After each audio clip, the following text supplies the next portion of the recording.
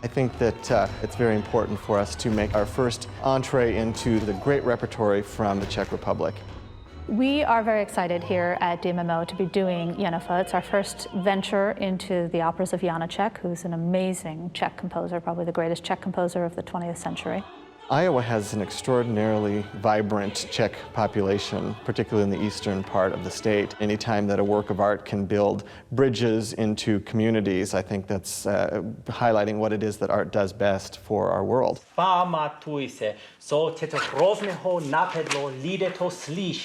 We spent a long time with our singers before the rehearsal process even began in what we call table work, going over every syllable of text.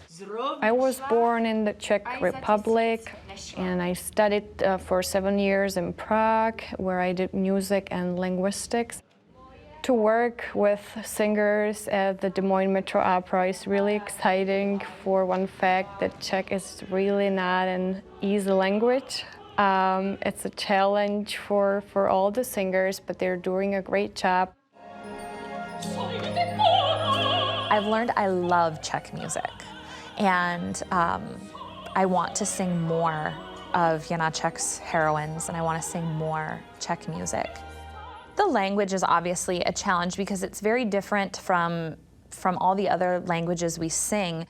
I translated it, and then I learned just to speak all of the text because it actually makes it easier to learn the music. Without a doubt, the most challenging thing for me in this role is the language. I've never done anything in Czech or Russian, anything Slavic. It felt a little daunting, but then we got here, and the work we did with Klara was not only pronunciation work, but her being Czech, it was wonderful to have her take on translation and certain words. I find Czech not real easy, even though my father was Czech. He didn't speak Czech. We get to do Russian operas. We certainly do Italian, French, and German. Those are easy, really, at this point in the game, my 45th year in the profession, but still, Czech was not easy, but it's very beautiful. With Klara, our diction coach, it was really fabulous working with her because she is a native speaker, and just seeing the importance of everyone being on the same page as far as pronunciation, as far as the ideas of how we were stressing certain words. From this production of Jenůfa, I have learned that more than ever, I love singing this repertoire.